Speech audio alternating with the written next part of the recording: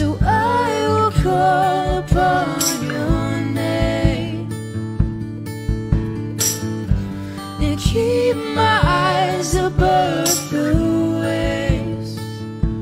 When oceans rise, my soul will rest in your embrace.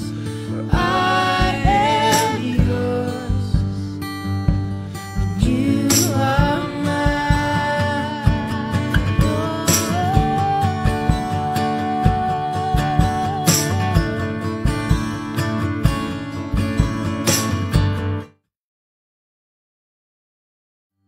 so I will call upon your name and keep my eyes above the waves. When oceans rise, my soul will rest in your embrace. For I am yours and you are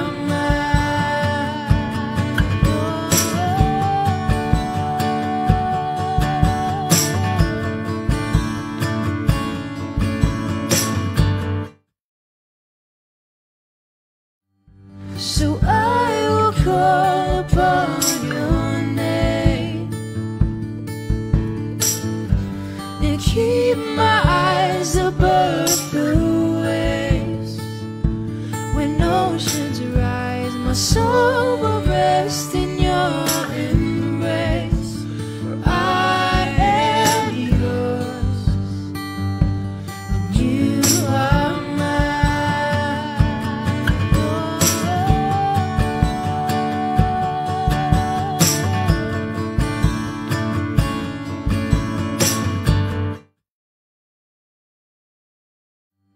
so I will call upon your name and keep my eyes above the waves. When oceans rise, my soul will rest in your embrace. For I am yours and you are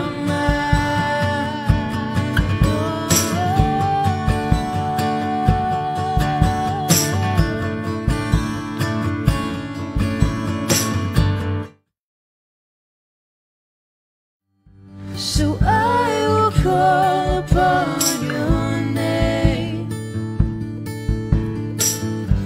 and keep my eyes above the waves. When oceans rise, my soul will rest in your embrace. For I am yours and you are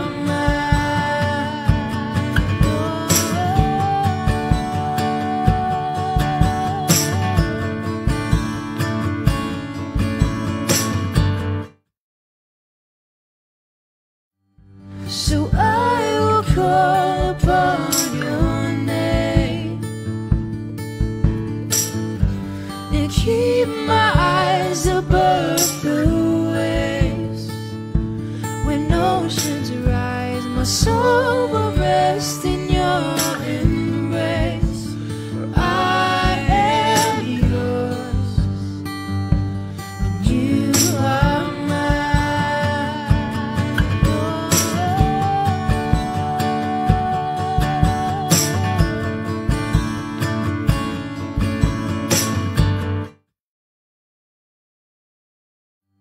so I will call upon your name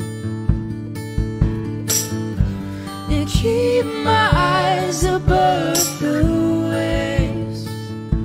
When oceans rise, my soul will rest in your embrace. For I am yours and you are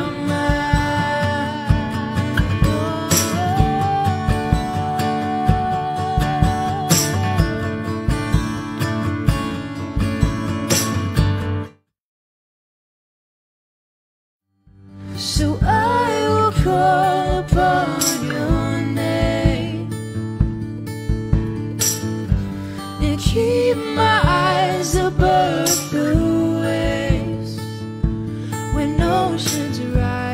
soul will rest in your embrace. I am yours, and you are mine.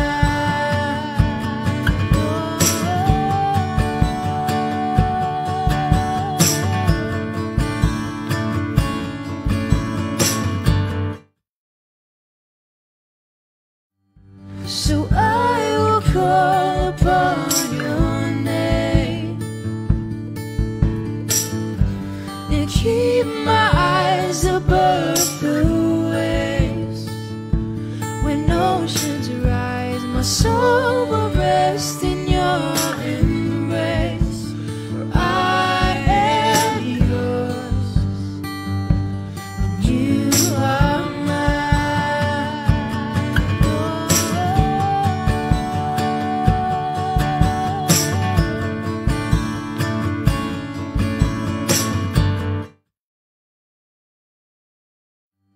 so I will call upon your name and keep my eyes above the waves. When oceans rise, my soul will rest in your embrace. I am yours, and you are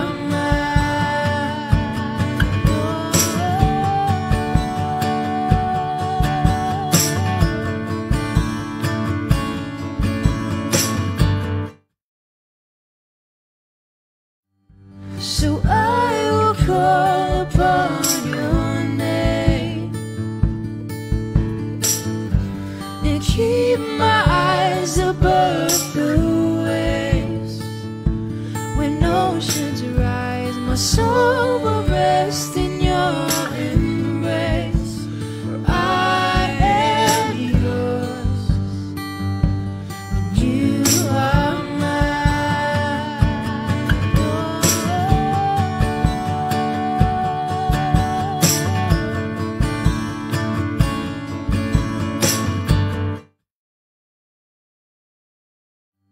so I will call upon your name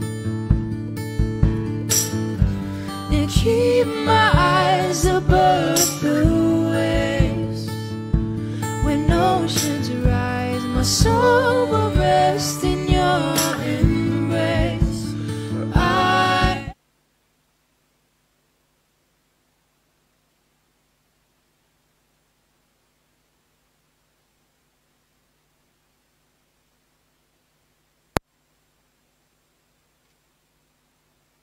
soif du Dieu vivant, amen. Et aujourd'hui c'est un culte spécial, c'est un culte de joie parce que nous avons notre pasteur qui vient de la Côte d'Ivoire. On a des extensions qui sont en Côte d'Ivoire, alléluia. On a des extensions qui sont en Côte d'Ivoire et celui qui est le responsable de toutes ces extensions en Côte d'Ivoire, celui à qui je suis en train de mettre ce lourd fardeau de coordonner toutes les extensions qu'on aura dans le monde entier et qu'on a déjà dans le monde entier. C'est l'intendant principal. Chaque fois je lui rappelle ça. C'est lui qui est en train de travailler cela et au fur et à mesure, là où il y a des cellules dormantes, ça va être transformé en église. Alléluia. Et aujourd'hui donc nous le recevons. C'est un fils. C'est un fils qui est digne. C'est un fils qui est loyal. Je vous parle de ce qu'il fait. Il a bas un grand travail là-bas. Un grand travail. Un grand travail. Vous êtes vous-même témoin que le peu qu'on envoie, et quelquefois même on n'envoie rien, mais il n'attend pas de recevoir quoi que ce soit. Il n'attend pas de recevoir. Des fois quand je vais, je vois ceux qui font, je me dis waouh, Seigneur, ça nous interpelle. Et toute personne qui est allée là-bas à Konofla voit le travail qui est fait, ça nous interpelle, même nous qui sommes ici. Alléluia. C'est vraiment un fils qui est loyal, qui est à mes pieds, qui m'écoute, qui suit les instructions, qui a épousé cette vision, qui a accepté de souffrir avec moi, qui supporte mes erreurs, qui supporte mes défauts, qui supporte mes qualités, mais il est là. Parce qu'il croit en cette vision. Amen. Alléluia. Et il reste attaché à cette vision. Amen. Donc je vais appeler ici le pasteur Conan Nathanaël qui vient nous apporter la parole de Dieu.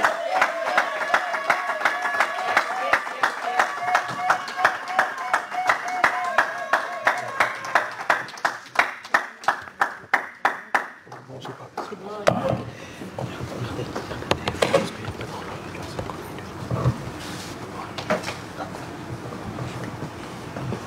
Alléluia. Amen.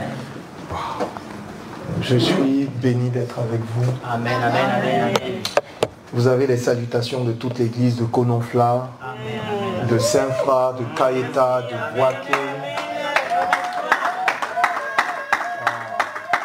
Et je voudrais commencer par les civilités. Dis merci à Dieu pour le fait que je sois ici. Ça fait 5 ans. La dernière fois, c'était en 2018. Et je suis vraiment béni de vous retrouver. Amen. Il y a des visages que je connais, que je reconnais. Il y en a d'autres que je ne connais pas. Et ça, c'est la bonne nouvelle parce qu'il faut que l'Église se renouvelle. Et donc, je voudrais commencer par dire merci à quelques personnes qui me sont vraiment très chères. Premièrement, je voudrais dire merci à Dieu pour une maman. Vous savez, pour avoir le visa, il faut suivre la procédure. Même si Paris, c'est la 2e chambre que papa nous a donnée. Bon, je veux dire papa Dieu, quoi. Donc, je dors en Côte d'Ivoire et puis après, je change un peu de chambre, je viens à Paris. Mais il y a des procédures qui sont suivies et depuis 2017 que je suis arrivé pour la première fois à Paris, c'est elle qui m'a aidé, qui a fait toute la procédure et je bénis Dieu. Je voudrais rendre grâce à Dieu pour sa vie. C'est une occasion pour moi de lui témoigner ma reconnaissance. Elle et son époux, maman Mi-José et papa Arthur. Je voudrais rendre grâce à Dieu pour vos vies. Que Dieu vraiment vous bénisse. Que Dieu vous bénisse. Alléluia. Que les autres me pardonnent si je n'ai pas cité le nom de tout le monde. Mais c'est quand même important que je puisse témoigner ma reconnaissance à certaines personnes remarquables. Alléluia. Et la deuxième personne que je voudrais honorer, c'est celui qui m'a fait confiance. Vous savez, il ne m'avait jamais entendu prêcher lorsqu'il m'a confié l'église en Côte d'Ivoire. Et il ne savait vraiment pas ce que ça allait donner. Il a juste eu foi à celui qui lui a parlé. Et Dieu lui avait vraiment parlé. La Bible dit qu'on reconnaît un prophète par l'accomplissement des paroles qui sortent de sa bouche. Et il est venu en Côte d'Ivoire, il a annoncé qu'une église allait naître. Et cette église est née. Il a annoncé qu'elle allait croître. Cette église a cru. Il a annoncé que cette église allait ouvrir des branches et nous avons ouvert des branches. Il a annoncé que nous organiserons des campagnes d'évangélisation et nous organisons des campagnes d'évangélisation. Pour nous, c'est un prophète et chaque parole qu'il a déclarée sont en train de prendre forme. Et me tenir ici ce matin est la preuve que ces paroles sont en train de s'accomplir. Et je voudrais donc rendre grâce à Dieu pour l'apôtre de notre église, le prophète de notre église, le pasteur Novidi Maving. Je voudrais qu'on acclame le Seigneur pour sa vie. C'est un honneur pour moi de travailler sous son aile, de travailler sous son manteau. Alléluia. Vous savez, il y a une chose dans la vie, c'est que si tu n'as pas de père, tu n'as pas de repère. Il est important d'avoir quelqu'un que tu suis, d'avoir un modèle. Amen, amen. Et je bénis le Seigneur pour une chose. L'apôtre Novidi Maving est un homme dont le cœur est pur pour servir Dieu. J'ai, dans ma vie professionnelle en tant que musicien, j'ai accompagné beaucoup de serviteurs de Dieu. Et il est rare de trouver des serviteurs de Dieu qui travaillent avec leur cœur et qui ne se laissent pas impressionner par la gloire que le monde peut présenter. Et s'il y a une chose que j'ai retenue de lui, partout où je vais, c'est que je ne suis pas impressionné. Peu importe ce que les gens font, peu importe ce que les gens disent, je sais qui je suis, en qui j'ai cru. Et cela m'aide à avancer tranquillement.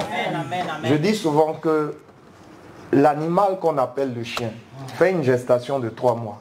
L'autre qu'on appelle l'éléphant fait une gestation de 12 mois. Donc en fait, je comprends que tu évolues selon ton espèce. Tu n'es pas obligé de suivre les autres. Celui qui court va vite, mais celui qui marche va loin. Je préfère marcher et aller loin. Les autres, ils peuvent courir. Mais le plus important, c'est la destination. Donc je sais qu'on va y arriver. Et je voudrais rendre gloire à Jésus pour cela. Alléluia. Que le Seigneur nous bénisse. Je n'ai pas beaucoup de temps, mais j'ai beaucoup de choses à partager avec vous. Mais juste avant, je voudrais qu'on ferme les yeux.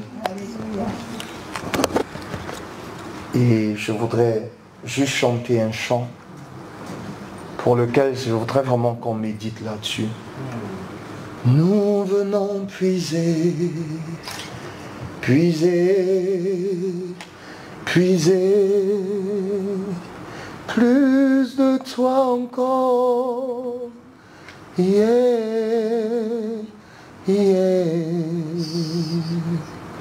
Nous venons puiser, puiser à ta source. Plus de toi encore.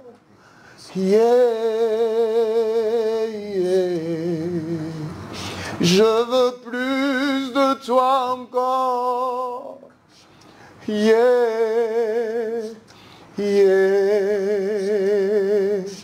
Plus de toi encore. Yahweh, je veux plus de toi encore. Dans ta parole. Plus de toi encore. Est-ce que tu peux le dire avec moi tout doucement? Nous venons puiser, puiser, puiser plus de toi. Plus de toi encore. Dis-le avec ton âme, nous venons puiser. Nous venons puiser. Puiser, Yahweh. Puiser plus de toi. Plus de toi encore. Dis plus de toi, Seigneur, plus de toi encore. Je veux plus de toi encore, Yahweh. J'ai soif encore, Yahweh. Plus de toi encore, plus de ton amour, plus de ta paix, plus de ta présence, Seigneur. Je veux plus de toi, Papa, plus de toi encore. Crie avec ton cœur, plus de toi, Yahweh, plus de toi encore.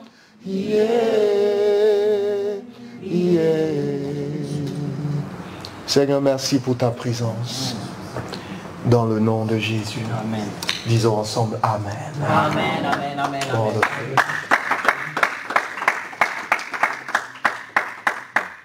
Le thème que je voudrais partager avec vous ce matin est profond. Je voudrais que tu le comprennes à deux niveaux. Le premier niveau, c'est l'Église. Et le deuxième niveau, c'est ta vie personnelle. 4 clés qui conditionnent la croissance. Donc, 4 clés qui conditionnent la croissance d'une église, mais aussi qui conditionnent la croissance de ta vie personnelle. On va ouvrir nos Bibles. Dans Luc, le chapitre 11, le verset 52. Luc 11, 52. Et nous allons le lire dans 2 versions afin de comprendre ce que Dieu veut nous révéler.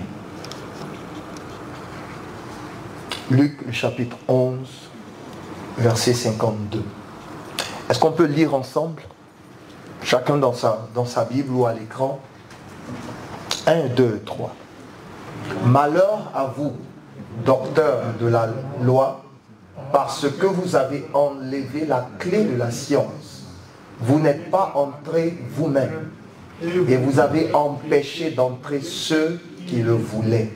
Reprenons ensemble, c'est profond. Malheur à vous, docteurs de la loi, parce que vous avez enlevé la clé de la science. Dis la clé de la science. La clé de la science. Dis avec ton cœur, la clé de la science. La clé de la science. Il dit ensuite, vous n'êtes pas entrés vous-même et vous avez empêché d'entrer ceux qui le voulaient. Ce qui me plaît quand tu prêches à Paris, c'est que quand les gens lisent, ils comprennent français. Amen. Chez nous, quand tu prêches, il faut d'abord expliquer le français du verset avant d'expliquer ce que Dieu veut dire. Avec vous, je pense que vous avez déjà compris ce que le français l'a dit. Donc là, maintenant, moi, je peux pousser dans la révélation de la parole. On va lire une deuxième version.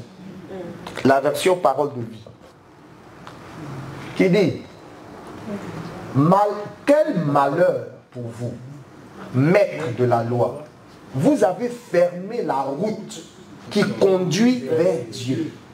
Vous-même, vous n'avez pas pris cette route, et ceux qui veulent la prendre, vous les empêchez de passer. Dis Amen. Amen, amen, amen. Laisse-moi te dire une chose simple.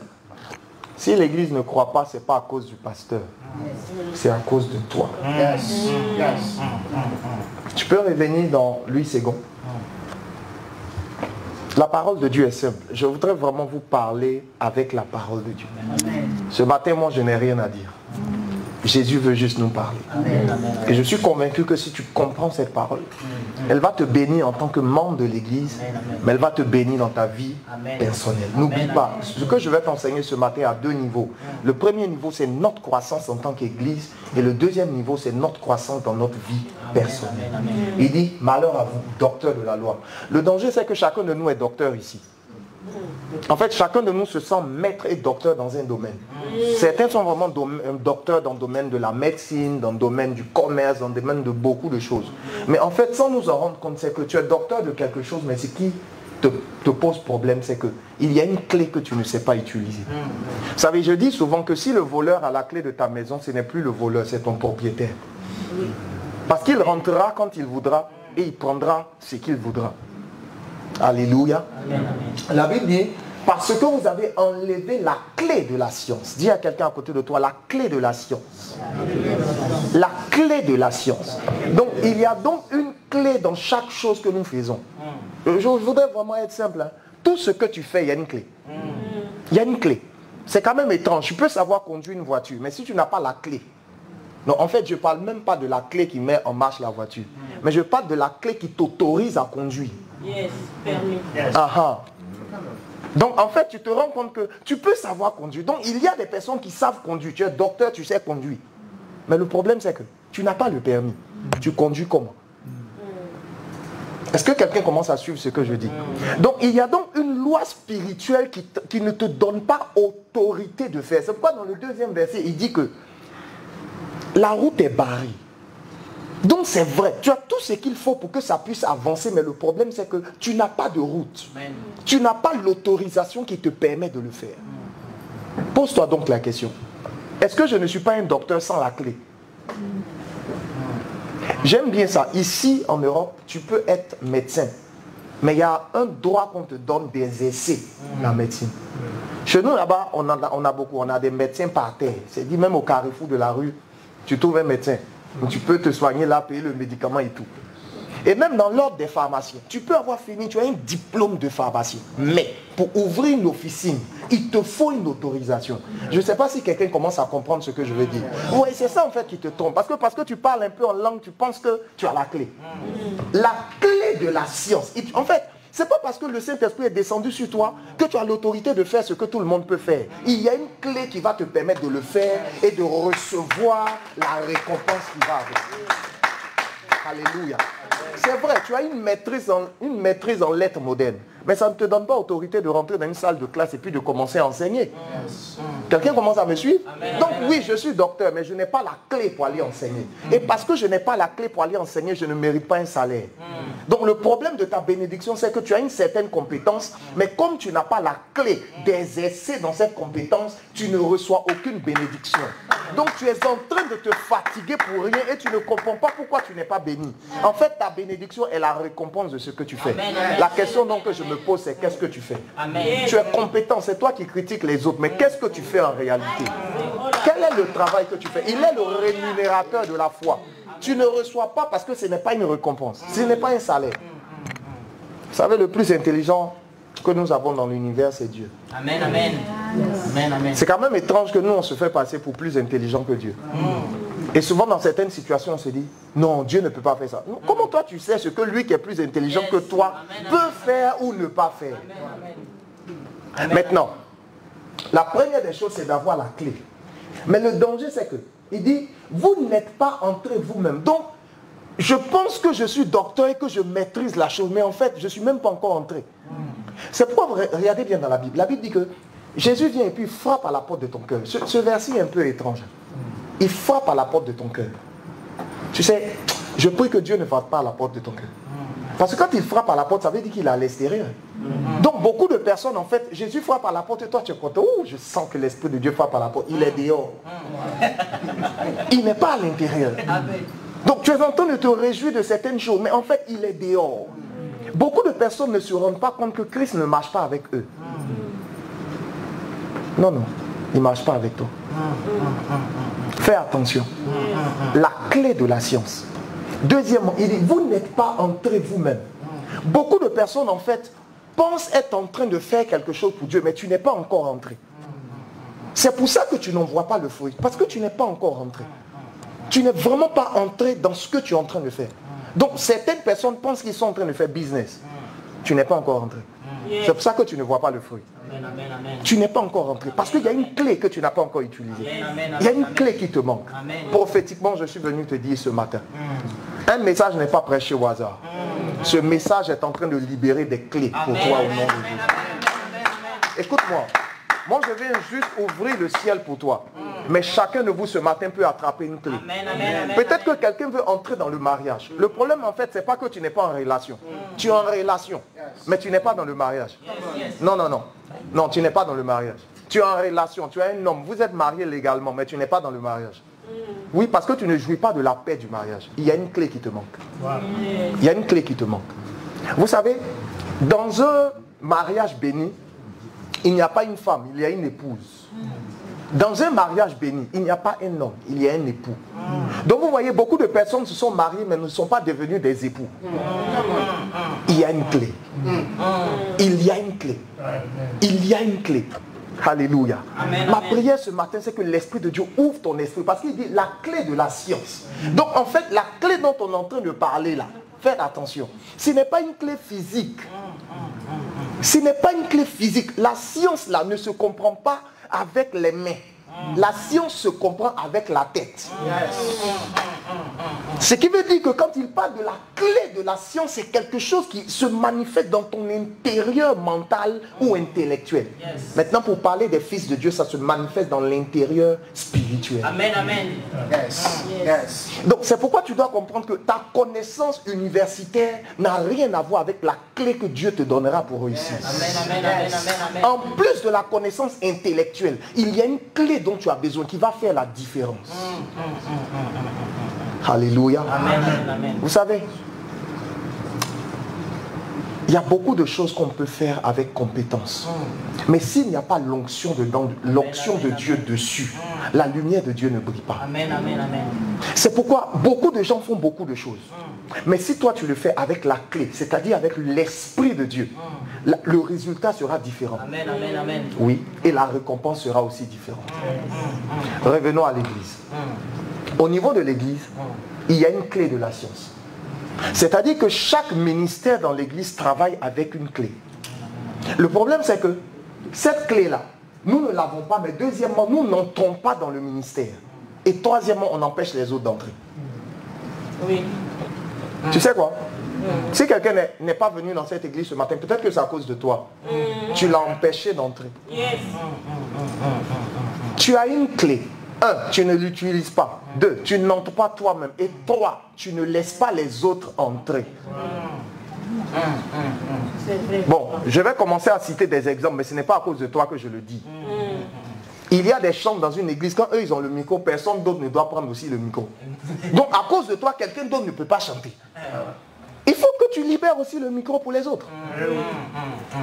Je ne sais pas si quelqu'un commence à comprendre ce que je veux dire. Voyez-vous, nous sommes dans un corps. Nous sommes un corps. L'église, là, c'est le corps de Christ. Donc, nous devons pouvoir travailler de sorte à ce que tout le monde puisse travailler. Dis à quelqu'un à côté de toi, fais de la place. Fais de la place. Alléluia. C'est nous qui devons favoriser la croissance de l'église. Je vais aller plus loin. Éphésiens, le chapitre 1, le verset 17. Il faut que tu comprennes maintenant de quoi je suis en train de parler. Éphésiens 1, le verset 17. Éphésiens 1, 17. Il dit ceci. Je vais te donner la clé. La clé de la science. On peut le lire ensemble. Afin que le Dieu de notre Seigneur Jésus-Christ, le Père de gloire, vous vous donne un esprit de sagesse et de révélation dans sa connaissance. Non, vous comprenez français, c'est ce qui est bien dans l'histoire. Reprenons. Il dit, vous donne quoi? Un esprit de et de révélation. dans quoi? Dans la connaissance. Donc, il y a l'esprit de la sagesse et l'esprit de la révélation qui se manifeste où? Dans la connaissance. En d'autres termes, quand tu veux vraiment connaître quelque chose, il te faut deux choses. La première des choses, c'est la sagesse. La deuxième des choses, c'est la révélation. Bon, je vais prendre un exemple plus simple pour que tu comprennes. Tu as vu une femme que tu veux épouser. Donc, on dit très souvent, il faut que je le connaisse ou il faut que je la connaisse. Le problème, c'est que tu ne peux pas connaître quelqu'un si tu n'as pas ces deux choses. 1, la révélation. 2, la sagesse. La révélation te fait découvrir qui il est. La sagesse te fait accepter qui il est. Amen, amen. Est-ce que quelqu'un commence à me suivre? Non, en fait, tu as vu la femme là, elle est belle physiquement, elle est belle. Donc tu veux voir ce qu'il y a à l'intérieur. Et quand tu pousses un peu, tu te rends compte que c'est une tigresse. Et Dieu te dit, cette tigresse là, c'est moi qui l'ai choisie pour toi. Tu l'acceptes ou tu la refuses. Donc vous voyez, quand on dit connaître quelque chose, c'est que tu auras d'abord la révélation de cette chose, mais deuxièmement la sagesse pour composer avec cette chose. Amen, amen. Pour beaucoup de personnes, Dieu te donne une clé pour entrer dans une bénédiction. Le problème, c'est que tu n'as pas eu la sagesse de cette bénédiction. Donc, lorsque tu as goûté à cette bénédiction, elle était dans ta bouche amère. Ce que tu n'as pas compris, c'est que comme tu n'avais pas la sagesse de ce goût, tu n'as pas laissé entrer en toi pour que ça devienne doux comme le miel dans ton ventre. Tu as juste goûté ce qui était dans la bouche et tu as senti que c'est amer, c'est quand même bizarre. On met le piment dans la sauce, mais c'est doux. Alléluia. Donc je vais maintenant traduire ça dans l'église. Dans l'église, là, le piment, c'est quand on t'envoie des vérités. Ça touche, ça traverse ton âme. Mais tu ne veux pas qu'on t'envoie ces vérités. Le pili-pili. C'est ça, non? Bon, en fait, c'est venu dans ma tête comme ça, oh, c'est ça. Et puis je crois, en chevaux, on dit ça comment? Bima.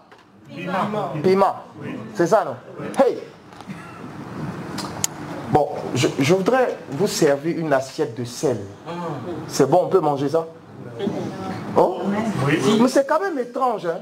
Une sauce sans sel, c'est pas doux. Mais on ne peut pas non plus manger une assiette de sel.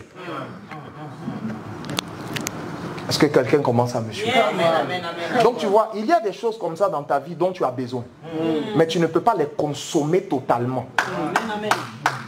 C'est cela la révélation de Dieu. Donc il y a des choses dans ta vie dont tu as besoin, mais de façon dosée. Si tu n'as pas ça de façon dosée dans ta vie, ça va te tuer. C'est pourquoi, écoute-moi bien. Écoute bien. Il y a des blessures qui sont nécessaires.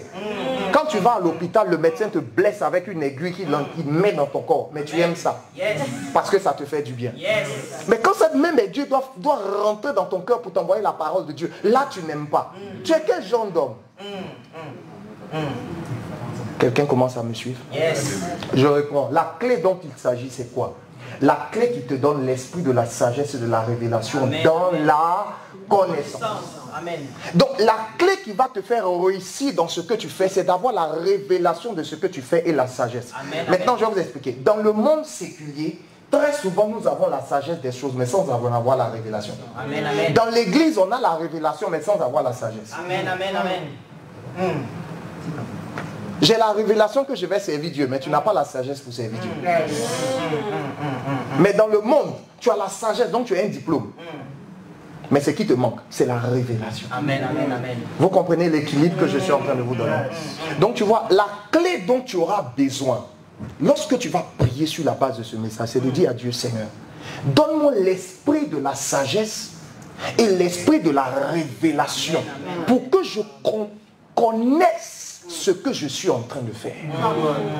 Parce que si je ne le connais pas, non seulement je n'entre pas et j'empêche les autres de rentrer. Quelqu'un commence à me suivre? Amen, amen, amen, amen. Alléluia. On va aller plus loin. Éphésiens le chapitre 4, le verset 12, le verset 15 et le verset 16. Bon, en fait, je n'ai pas encore commencé l'enseignement. Je suis juste en train de poser les bases pour que tu comprennes maintenant la suite. Est-ce que déjà ça te fait du bien? Yes. Donc on peut avancer. Éphésiens chapitre 4. Il dit, bon, le verset 11, vous le connaissez déjà. Il dit que j'ai donné des apôtres, des prophètes, des docteurs et tout cela pour le perfectionnement des saints. Amen. En vue de l'œuvre du ministère et de l'édification du corps de Christ. Dis Amen. Amen. Donc, Dieu donne à chacun de nous une certaine compétence pour répondre à 3 choses très importantes. La première des choses, c'est le perfectionnement. Vous savez, ce qui manque dans ce que nous faisons, c'est que beaucoup de personnes aiment travailler sans perfectionner ce qu'elles font. Donc, le monde séculier veut que tu te perfectionnes. C'est pour ça qu'on nous donne des paliers. On te donne des objectifs. Quand tu réussis, on te donne une promotion et tout. Mais c'est quand même étrange. Tu es chrétien depuis combien d'années? Qu'est-ce que tu as perfectionné? Ta même façon de prier depuis 4 ans. Quand je suis passé ici en 2018, ta même façon de prier. Ta même façon d'évangéliser. Ta même façon de dire, non, ça c'est pour les autres, ça c'est pas pour moi. Attends, qu'est-ce qui s'est perfectionné dans ta vie? Si rien ne s'est perfectionné, pose-toi la question. Amen, amen. Tu es dans l'église ou tu es de l'église? Quelqu'un a compris? Amen, amen, amen. Parce que tu peux être de ou dans. Certaines personnes sont dans l'église mais ne sont pas de l'église. Amen, amen, amen, amen. Pardon, regarde ton voisin. Regarde-le bien, dis mon frère. Tu es dans ou tu es de. Parce que si tu es dans l'église, tu viendras juste, il n'y aura aucun perfectionnement dans ta vie. Les mêmes péchés avec lesquels tu as lutté depuis 10 ans, tu es toujours en train de lutter avec les mêmes péchés. Les mêmes peurs, tu es toujours en train de lutter avec les mêmes peurs. Mais qu'est-ce qui a évolué dans ta vie? Dieu nous donne tous des grâces pour que nous puissions nous perfectionner. Deuxièmement, il dit, en vue de l'œuvre du ministère. L'œuvre, c'est le travail. Le ministère, c'est la mission. Donc, le ministère a trait aux choses spirituelles. L'œuvre a trait aux choses physiques. Donc, alors que je ramasse les chaises dans l'église pour les placer, je suis en train de faire une œuvre, mais qui est un ministère. Quelqu'un commence à me suivre? Lorsque, après, c'est-à-dire on finit le culte, et que les nouvelles personnes doivent être reçues, quelqu'un s'occupe de les recevoir, tu es en train de faire une œuvre dans un ministère. Le problème, c'est que nous ne faisons pas la différence entre le ministère et l'œuvre. Dans le séculier. Le domaine de la maintenance. Ok. Intervenant dans le domaine de la maintenance, ça, c'est l'œuvre. La question, c'est pourquoi Dieu vous a emmené là-bas? Il y a un ministère. C'est parce que vous n'avez pas la clé que vous n'avez. Beaucoup de nous n'ont pas percé la clé. Quel que soit le domaine dans lequel tu es, il y a une œuvre du ministère.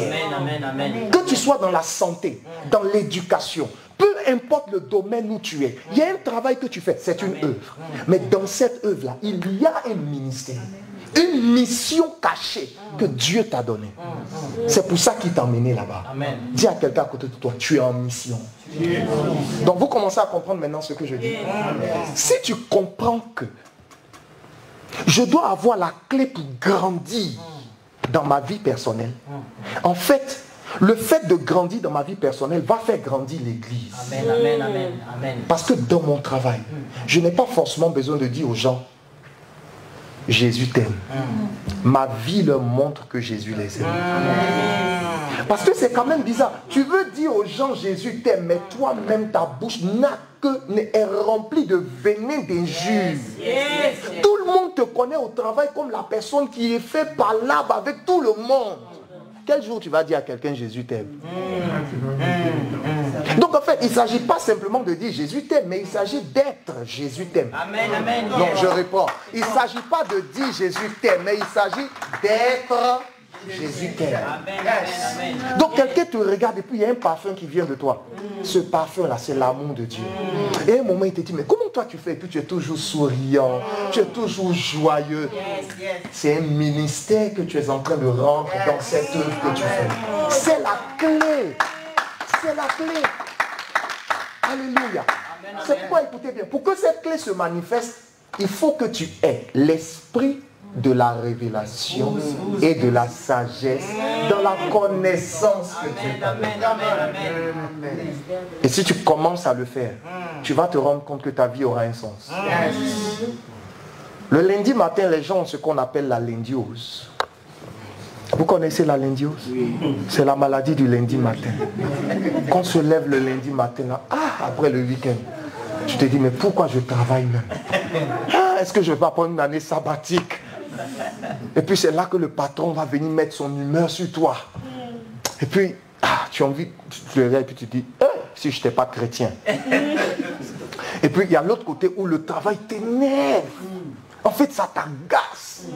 Mais quand tu penses qu'à la fin du mois, il y a un salaire, avec les responsabilités de la famille, tu te dis, donc calme-toi. Il faut que tu travailles. Sinon, quand la famille au bled va t'appeler, là, ça risque de chauffer. Va au travail. Donc en fait, le lundi matin, tu luttes avec toi-même. Je pense qu'en fait, c'est parce que tu n'as pas la clé. Parce que quand tu as la clé, tu te lèves le matin. Et même quand ton corps est fatigué, tu dis au Seigneur, tes bontés se renouvellent pour moi. Je reçois une force qui m'amène au travail. Je suis capable de faire ce qui n'était pas capable auparavant. Pourquoi? Parce qu'il y a maintenant une révélation qui t'accompagne. Donc tu sais que, je pense que dans cette semaine, Dieu m'emmène à parler de Christ à mon patron. Amen. Mais je vous ai dit, il ne s'agit pas de parler avec ta bouche. Mais il y a quelque chose en toi qui va parler. Et même ton patron va te dire, non, viens dans mon bureau. Je pense qu'on a quelque chose à se dire. Parce qu'une porte est ouverte. Une porte est ouverte. Et quand cette porte s'ouvre, d'autres personnes vont te suivre. Amen, amen, amen, amen. Je pense que vous commencez à comprendre maintenant de quoi je suis en train de parler. Il va plus loin. Il dit, 1. Perfectionnement. 2. L'œuvre du ministère. Et puis, édification du corps de Christ. Donc, quand je me perfectionne, je suis en train de travailler pour Dieu dans mon travail séculier. Et en le faisant, ça contribue à la construction de l'Église. Maintenant, allons un peu plus loin. Verset 15. Verset 15. Il dit, verset 15, il dit, mais que professant la vérité dans la charité, nous croissions à tous égards en celui qui est le chef, c'est-à-dire Christ. Il dit, mais que professant la vérité dans la charité. Il y a une chose ici très importante. La vérité dans l'amour. On dit souvent, toutes les vérités ne sont pas bonnes à dire. Bon, toutes les vérités ne sont pas bonnes à dire quand tu ne sais pas le dire dans l'amour. C'est vrai. Chez nous, il y a un adage qui dit que tous les mots, c'est-à-dire toutes les paroles sont des injures. Tout dépend de comment tu le dis. Donc vous voyez, où est-ce qu'on devrait apprendre à parler? C'est à l'église. À l'église, on devrait apprendre à parler. Ce qui est étrange, c'est que c'est à l'église qu'on se blesse. C'est à l'église qu'on s'offense. Parce qu'on ne parle pas avec les paroles de Christ. Jésus disait aux gens, race de vipères, mais on le suivait. Il disait la vérité, mais en manifestant l'amour. Ce qui faisait que c'était, en fait, c'était tellement dosé, c'est comme du piment dans la sauce. Donc on arrivait à le prendre. L'une des choses qui fait qu'on n'arrive pas à consolider le corps de Christ, ça fait grandir le corps de Christ, c'est qu'on veut se dire la vérité, et chacun a sa vérité, mais on ne le fait pas dans l'amour. Et parce qu'on ne le fait pas dans l'amour, on se blesse, on s'offense, et finalement, on se divise. Alléluia. Amen, amen, amen. Il y a une vérité que tu as envie de dire, tu es libre de le dire. Amen. Mais dis-le dans l'amour. Amen, amen, amen. En d'autres termes, chaque fois que je veux dire une vérité à quelqu'un, je dois me poser la question. Je lui dis ça parce que je l'aime ou je lui dis ça parce qu'il m'énerve. Bon, en fait, si tu as une vérité à dire parce que la personne t'énerve, tais-toi. Yes. Ça ne vient pas de Dieu. Yes. Mais si tu as une vérité à dire parce que tu l'aimes, alors dis-le. Ça va faire du bien. Est-ce que quelqu'un me comprend ce matin? Le problème, c'est qu'on veut dire la vérité, mais avec un esprit de vengeance, avec un esprit de méchanceté. Ça ne contribue pas à édifier le corps de Christ, mais ça contribue plutôt à le détruire. Amen, amen, amen. Nous détruisons l'église, nous nous détruisons les uns les autres. Parce que nous ne parlons pas pour aimer. Nous ne parlons pas pour démontrer l'amour de Christ. Mais nous voulons dire, oh mais c'est ma vérité, j'ai dit ce que je pensais. Et alors, tu as dit ce que tu pensais, c'est bien. Mais est-ce que Jésus le pensait aussi? Yes, yes, yes. Si Jésus était à ta place, est-ce qu'il aurait parlé de la même façon? Quelqu'un est avec moi? Regardons le verset 16.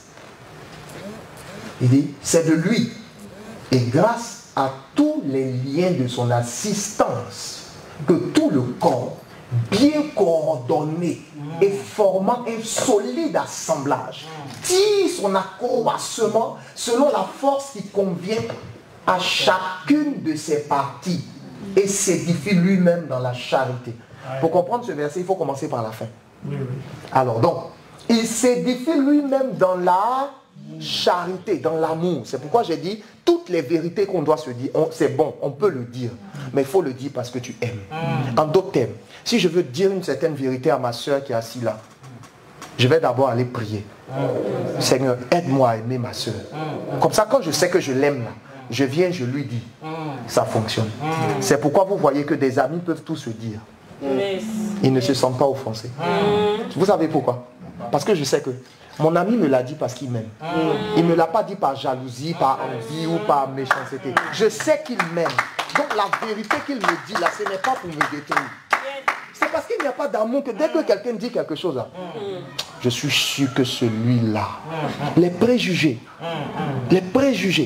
donc on s'édifie, on doit s'édifier dans l'amour. Maintenant il dit, selon la force qui convient à chacune de ses parties. Ça veut dire que dans l'église, chacun de nous n'a pas besoin de la même force. Chaque personne a besoin d'une certaine force. Et si tu appliques plus de force là où il ne faut pas, tu déséquilibres. Si tu appliques moins de force là où il faut, tu déséquilibres également. C'est pourquoi en toute chose, il te faut l'esprit de la sagesse et de la révélation pour connaître la force qu'il faut à ce niveau-là. Vous savez, dans l'église, il y a des personnes avec qui il faut être très rigoureux. Il y a des personnes avec qui il faut être très tolérant. Il y a des personnes avec qui il faut être très attentif. Si l'église ne sait pas doser ces différents éléments, nous détruisons l'église. Parce que c'est pourquoi souvent dans l'église, beaucoup de personnes ont l'impression qu'il y a une injustice. Non, mais pourquoi le pasteur a fait comme ça avec l'autre? Et avec moi, il a fait comme si. Ce n'est pas la même force. Parce que ce n'est pas la même partie. Qu'est-ce que tu n'as pas compris? Quelqu'un me suit? N'oubliez pas, nous sommes en train de parler de la croissance de l'église qui est liée à ma croissance personnelle. Alléluia. Il dit, tire son accroissement selon la force qui convient à chacune de ses parties. Maintenant, quand on remonte, il dit quoi? Formant un solide assemblage. Alors, pour comprendre ça, je ne sais pas si quelqu'un a déjà eu ici mal à la dent. Les candidats. Bon, c'est quand même bizarre. Ce petit monsieur qui est ici là. Bon, il est juste dans la bouche. Hein. Mais c'est quand même bizarre. Quand il commence sa chose là, c'est tout le corps. Tu vois une grande personne respectable. Le visage a changé. Les larmes sont au bord. Qu'est-ce qui ne va pas? Là-dedans. C'est quand même étonnant. Bon, attends. Qui a déjà eu un panari? C'est quand même... Bon, c'est une forme d'infection qui vient sur... Et puis ça vient juste soit aux doigts ou bien aux orteils. Non, c'est quand même bizarre. Le petit doigt là, à lui seul, il te met KO. Et puis, surtout, la nuit, quand la nuit arrive, tu as l'impression que ton cœur bat dans ton doigt. Donc, tu vois, le gars, vraiment, c'est un homme baraqué, comme Papa Yves. Mais la nuit, tu le vois comme ça. Ça va pas. Il souffre.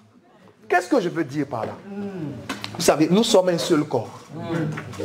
Ça veut dire que si la petite personne qui est à l'école de dimanche là-bas est malade, c'est tout le corps qui est malade. Yes. Nous nous trompons quelquefois d'avoir l'impression que les choses vont bien. Mais parce qu'une toute petite partie du corps ne va pas bien, c'est tout le corps qui est malade. Il dit que nous devons former un solide assemblage. C'est comme une pièce de puzzle.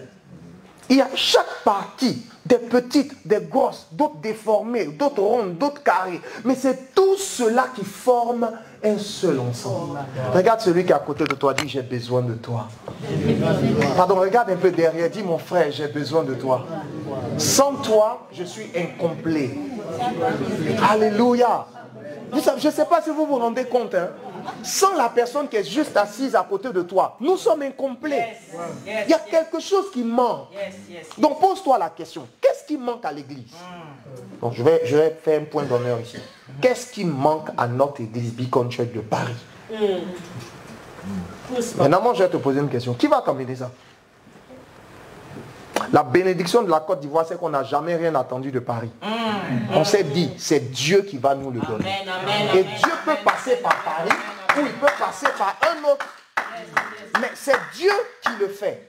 Bon, j'ouvre une autre parenthèse. Très souvent, les épouses attendent des cadeaux du mari. Quand tu en as besoin, demande à Dieu. Et Dieu donne au mari qui va te donner.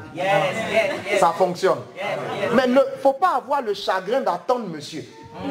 Et même les enfants doivent apprendre à comprendre que ce n'est pas papa qui me donne, c'est Dieu qui me donne au travers de papa. Alléluia. Donc moi je suis convaincu d'une chose. Chaque fois que je dois faire quelque chose, si Dieu doit passer par papa pour me le donner, gloire à Dieu. Mais si Dieu ne passe pas par lui, je ne lui en veux pas non plus pour ça. C'est ma grâce. C'est ma grâce. Et justement papa le sait. On n'attend pas. Quand Dieu nous dit de faire quelque chose, on se lève et on commence. Juste le premier pas. Et puis Dieu commence à faire. Amen, amen, amen. Alléluia. Quelqu'un est avec moi? Amen. Tu vois, c'est pourquoi nous avons besoin les uns des autres. Mais le problème, c'est que tu attends de quelqu'un d'autre ce que Dieu n'a pas décidé de faire par lui. Je vais le redire autrement. C'est dit quoi? J'attends de pasteur Daniel ce que pasteur Daniel ne peut pas me donner. Donc il se trouve que quand pasteur Daniel ne le fera pas, je commence à en vouloir à pasteur Daniel. Mais en fait, ce n'était pas à lui de me donner ce que j'attends de lui. Le problème donc c'est que, je vais le redire autrement. Peut-être que tu vas le comprendre. Je prends cet exemple parce qu'on est adulte et c'est plus facile de le comprendre. Quand tu es amoureux d'une personne, tu attends de cette personne-là quelquefois ce que cette personne ne peut pas te donner. C'est ce qui cause les chagrins dans les foyers. Tu attends de ton mari quelque chose que lui ne sait pas te donner. Beaucoup de personnes sont arrivées dans des couples avec des besoins affectifs. Et tu t'attends à ce que ton conjoint réponde à ce besoin. Et chez nous on dit Yako. Parce que tu vas attendre longtemps et finalement tu vas même demander le divorce. Mais tu vois, le problème n'est pas là. Le problème c'est que tu dois entrer dans un foyer déjà comblé de la grâce de Dieu. Et c'est en ce moment-là que la petite chose... Vous savez, je vais vous dire une chose. Moi, je viens de la Côte d'Ivoire.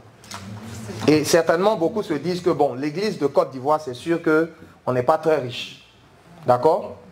Oui, honnêtement, on n'est pas très riche.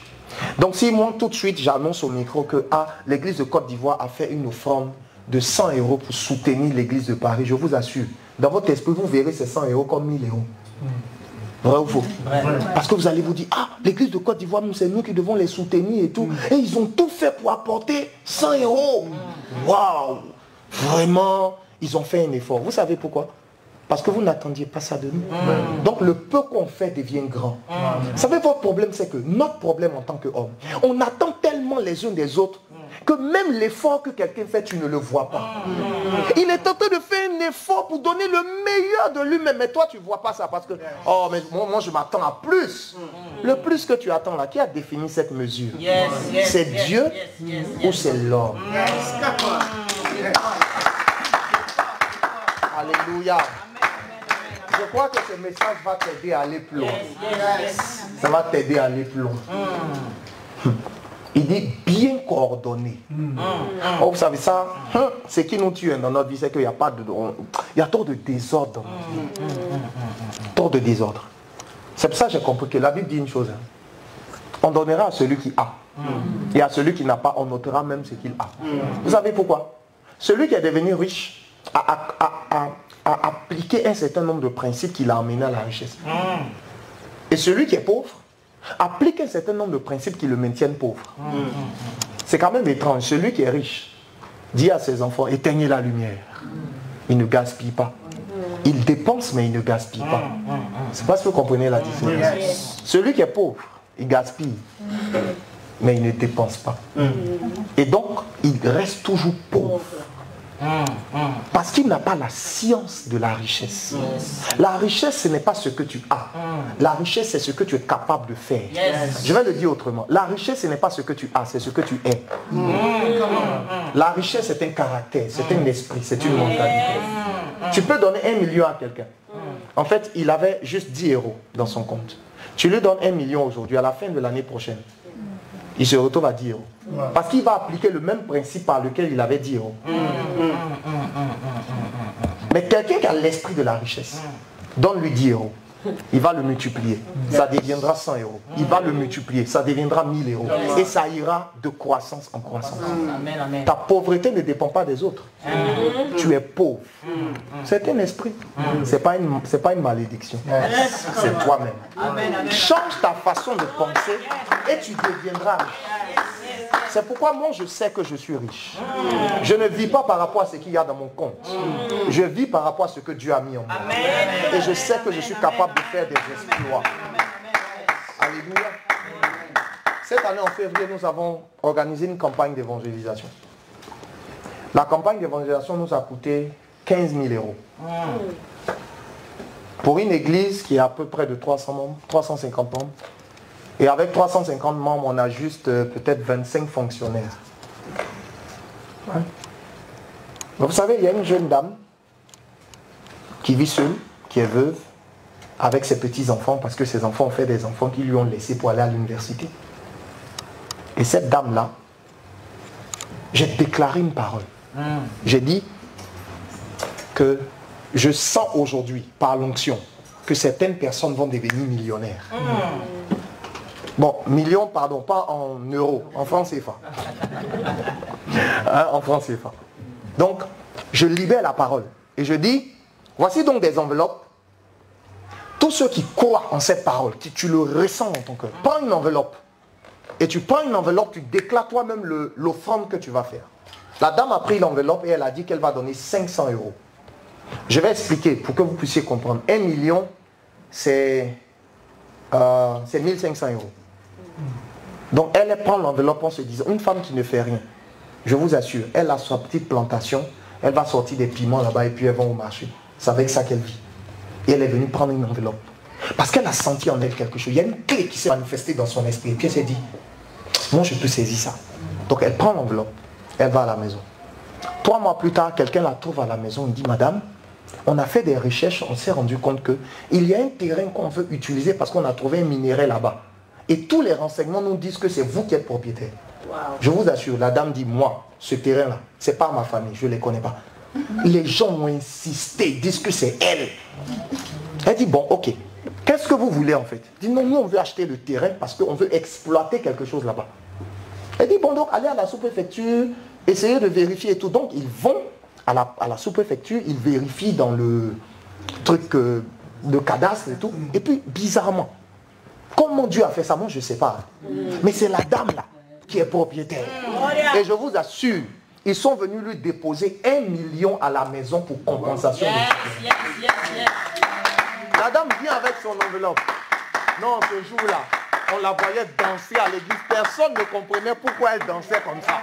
Mais c'est parce que quelque chose s'était passé en elle.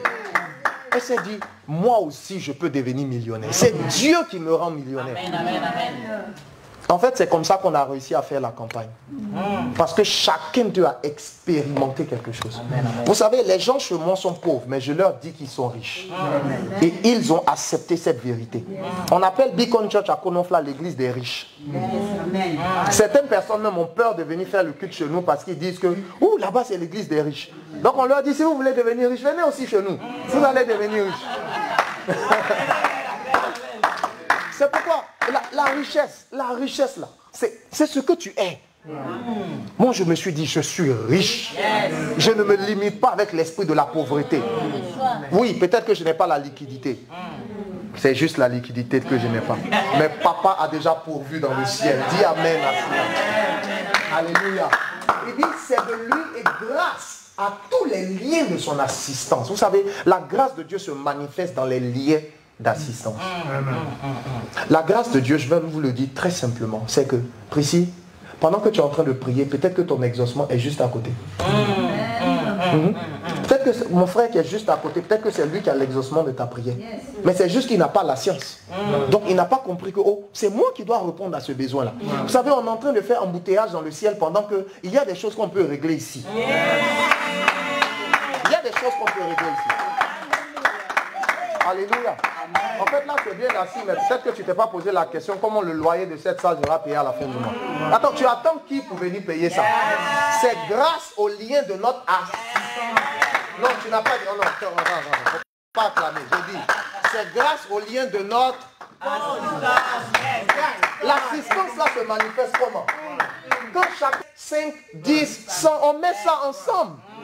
Mais si on ne le fait pas, et puis on vient s'asseoir là, tu es hypocrite. Parce que tu es assis là, qui va payer pour que tu t'assises? Oh, pardonnez-moi. Ne vous en faites pas. Après ce message, je prends mon billet, je retourne en Côte d'Ivoire. Alléluia. Donc vraiment, pardonne-moi si je suis en train de te choquer, pardonne-moi.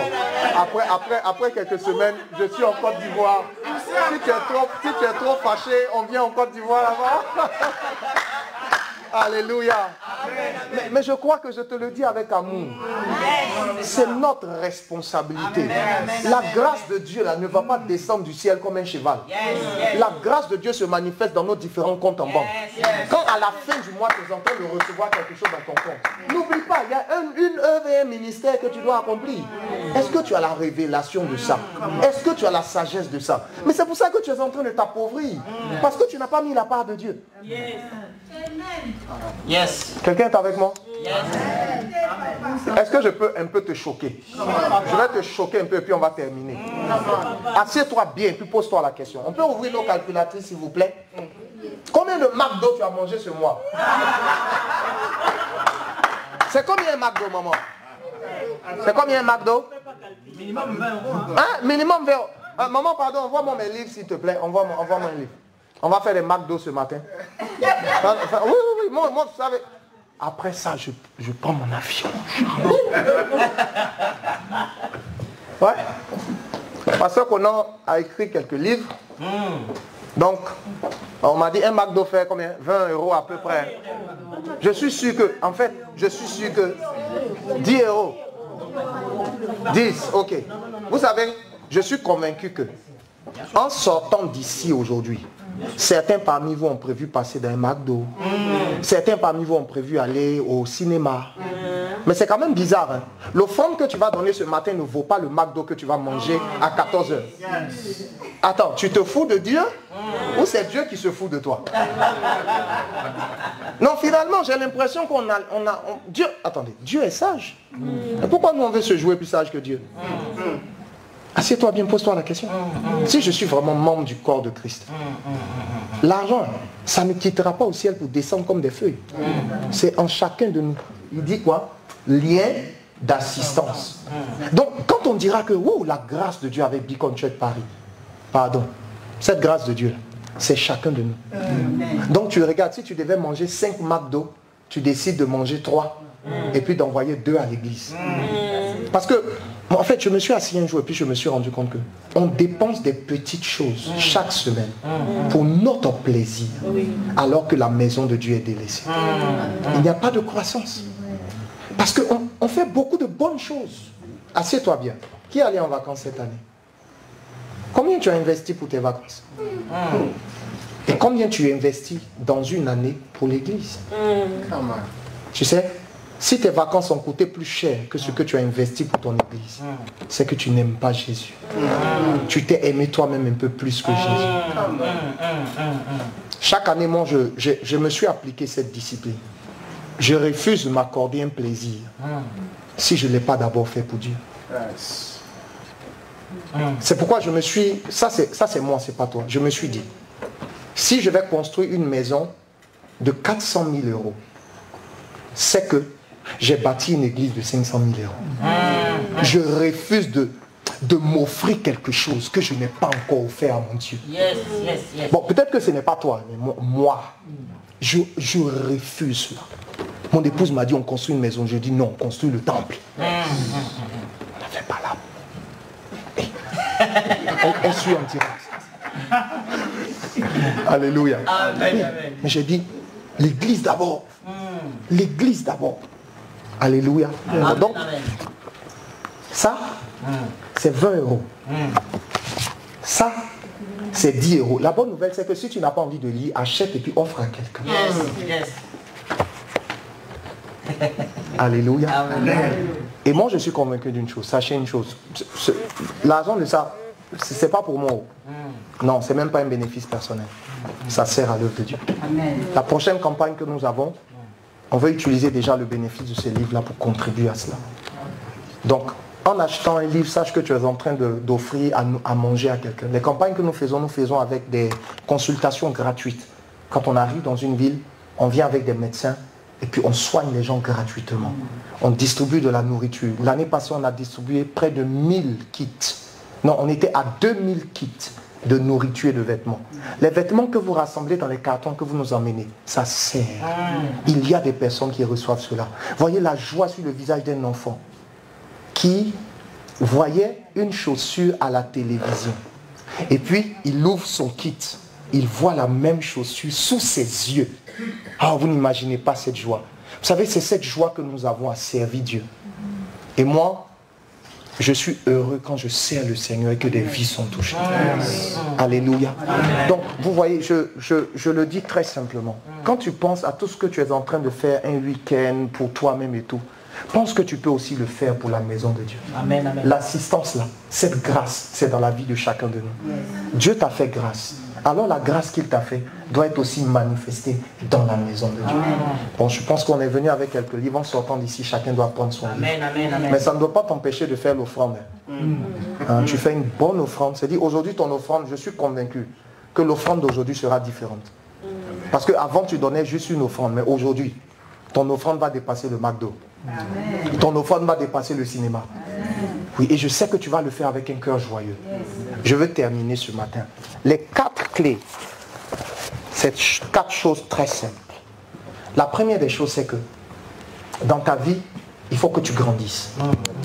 L'église doit grandir. C'est pour ça qu'on parle de perfectionnement. Donc, dans grandir, c'est rendre grand. Grand, que ce soit en volume, en taille, en nombre, en effectif, en branche, on doit grandir. L'église ne doit pas rester la même. On doit grandir. Amen. Moi, je crois qu'on va changer de salle. Qui est d'accord avec moi? Qui va faire l'assistance? Moi. Oh, là, je ne vois plus les doigts. Non, je reprends. Je dis, on doit changer de salle. Est-ce qu'on est tous d'accord? Bon, maintenant, parmi vous, qui va pratiquer ce que la Bible a dit grâce à tous les liens de son assistance? Amen. Là, maintenant, les doigts. Bon, à l'église, il y a toujours des gens, ils ne sont jamais à gauche, ils ne sont jamais à droite, on ne sait pas où ils sont. Si tu as levé ta main, tu es béni au nom de Jésus. Deuxièmement, lorsque tu fais grandir quelque chose, il faut que ça fonctionne. Ça doit fonctionner. Si ça ne fonctionne pas, ce que tu es en train de faire grandir ne marchera pas. Je vais le dire autrement. Vous voyez, on a construit un bâtiment. Imaginez qu'on met des portes qui ne fonctionnent pas. Ça sert à quoi? Ça sert à rien. À rien du tout. On a mis une porte là, mais tu pousses, ça ne pousse pas. On a mis des toilettes, mais tu tires la chasse, ça ne fait pas. Donc voyez-vous, on fait grandir en ajoutant à chaque jour, chaque fois des choses dans l'église. Mais le problème, c'est qu'il faut que ça fonctionne.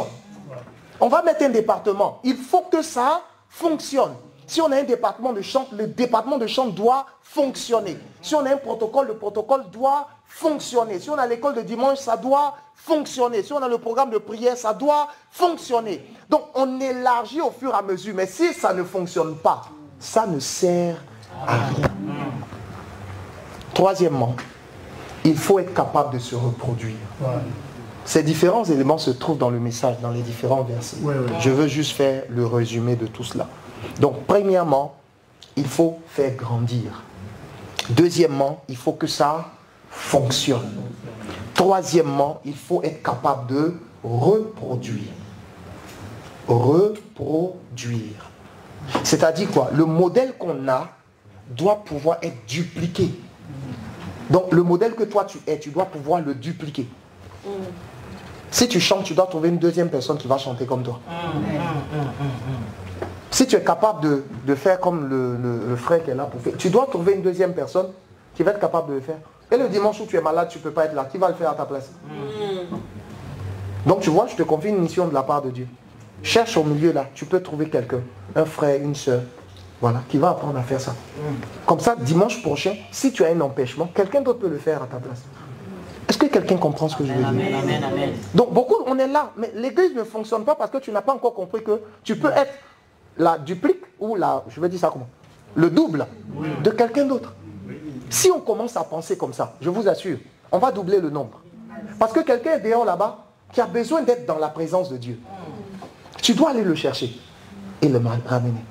Donc tu n'es pas obligé de trouver quelqu'un ici. Même tu es lycéen, n'est-ce pas? Tu es au lycée. Je t'assure là-bas, tu attrapes un ami. Tu dis, viens, je veux que tu fasses un travail avec moi. Il vient, il fait ça. Et puis pendant qu'il le fait, il entend un message qui le touche. Il reste. Amen. Quelqu'un est avec moi ce matin? Il faut qu'on se reproduise. Et troisièmement, il faut faire la guerre. La guerre, c'est de protéger ce qu'on a. C'est de protéger ce qu'on a. Si on ne protège pas notre église, elle ne grandira pas. Ça veut dire que quand il y a des problèmes dans notre église, on ne doit pas juste pointer du doigt. On doit prendre. Non, je reprends. Peut-être que tu n'as pas compris. Quand il y a un problème dans l'église, qu'est-ce que tu ne dois pas faire? Qui fait ça? C'est le diable. Jésus, lui, quand il y avait des problèmes sur la terre, il n'est pas venu sur la terre pour dire, toi tu es pécheur, toi tu es adultère, toi tu es ceci. Qu'est-ce qu'il a fait? Il a tendu la main, il a pris, il a mis sur lui et il est mort à la croix. Dans l'église, on doit arrêter de pointer du doigt et on doit prendre la responsabilité. Alléluia. Si tu arrêtes de pointer le doigt et de prendre la responsabilité, un changement va arriver. Un changement va arriver. Alléluia. Que le Seigneur nous bénisse. Tenons-nous debout, on va prier.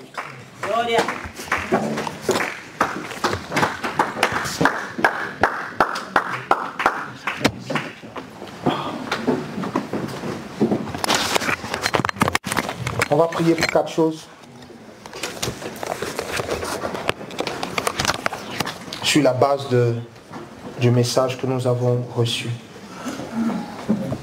La première des choses, je voudrais que tu pries pour avoir l'esprit de la sagesse et de la révélation dans la connaissance. Alléluia. Élevons la voix ensemble et prions au nom de Jésus. Machi de Branda Lindo Rosso Prata Mataya Gabano Lubashen de la Brasse Hello Suamaya Kalabande Lebete Rusa Prata Mandarindo Luboshan de Lebete Kabarusa Tamaya Rande Lebete Rabula Sikatabayana Maleto Brosabri Katamayan de la Brassate.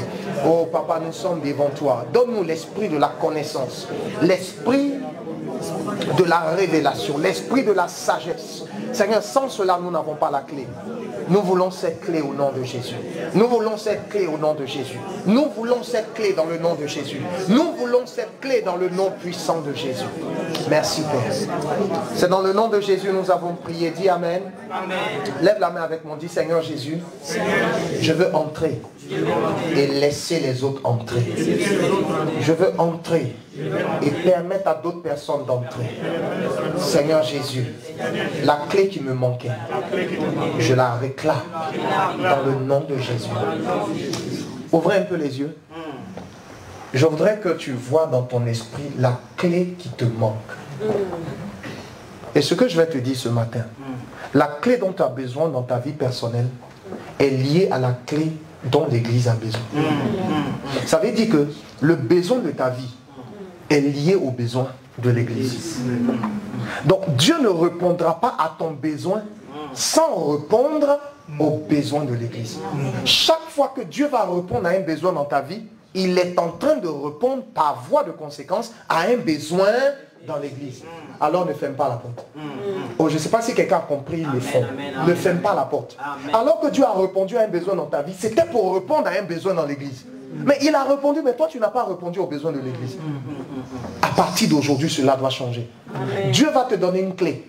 Ça va répondre à un besoin dans ta vie pour que tu répondes à un besoin dans l'Église. Ça peut être en espèces, ça peut être en nature, ça peut être avec une compétence, ça peut être avec un service, ça peut être avec n'importe quoi. Peut-être même que tu sais juste faire la cuisine. Et que tous les dimanches, tu dois nous rapporter de quoi manger après le culte. C'est ta grâce. Et ça fera que toutes les nouvelles personnes qu'on reçoit les dimanches, on peut leur donner à manger correctement avant de les laisser partir. C'est ce que Dieu t'a donné. Donc c'est avec ça que tu dois venir. Alléluia. Nous allons prier pour que les clés vous soient données.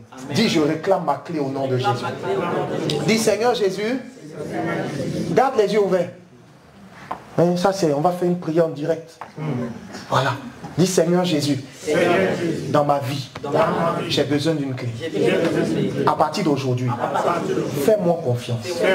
Quand tu me donneras la clé, je vais la mettre au profit de l'Église. Je ne vais plus la garder pour moi seul. Tu peux me faire confiance. Est-ce que tu peux faire cette prière très sincèrement? Est-ce que Dieu peut vraiment te faire confiance? Est-ce que, parce que s'il te fait confiance, je vous assure, le ciel est ouvert.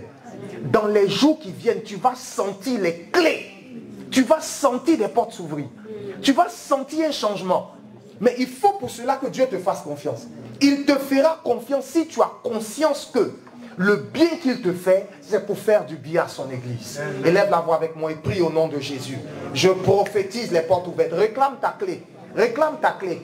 Kanderu sabrata shibrata bayanda. Prie le Seigneur, réclame ta clé. S'il y avait un problème dans ta vie, un blocage financier, un blocage professionnel, une limitation, alors que tu réclames la clé, Dieu est en train de le faire. Des anges se mettent en activité en ta faveur. Une accélération divine, manifestation de la puissance de Dieu, de la gloire de Dieu. Saint-Esprit, opère maintenant. Opère maintenant, opère maintenant, papa, opère maintenant, tu peux nous faire confiance. Tu peux nous faire confiance. Nous avons trahi, mais maintenant, tu peux nous faire confiance. Dans le nom puissant de Jésus. Merci, papa. Merci, papa. Garde les mains levées. Et je voudrais inviter l'apôtre Novi à prier pour déclarer des paroles de bénédiction, pour nous donner ces clés à saisir. Nous allons prier. Seigneur, dans le nom de Jésus, je déclare que ces clés, Seigneur Dieu de gloire, soient nôtres. Que Seigneur, ô Dieu, nos mains ouvertes, Seigneur, puissent recevoir ces clés et que nos mains, Seigneur, puissent utiliser ces clés afin que les portes qui doivent s'ouvrir s'ouvrent, Seigneur. Que nous ne soyons pas de ceux-là qui vont être, Seigneur, un obstacle pour ton œuvre. Que nous ne soyons pas de ceux-là qui vont fermer, mais de ceux-là qui vont ouvrir. Seigneur, je déclare que les paroles qui sont rattachées, Seigneur de gloire, et les bénédictions qui sont rattachées, Seigneur Dieu, à cette œuvre, Seigneur, puissent s'attacher à ceux qui vont ouvrir, Seigneur Dieu.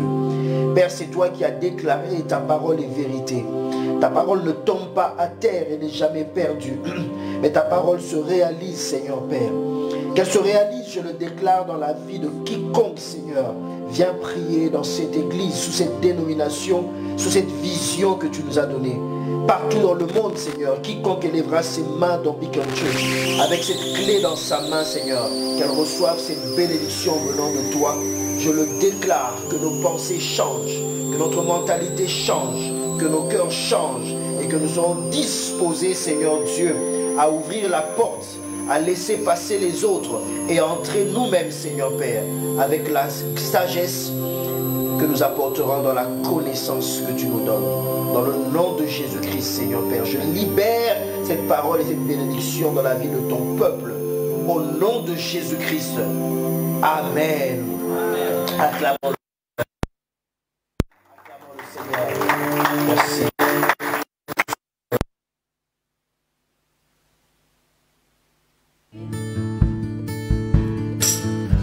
And keep my eyes above the waves. When oceans rise, my soul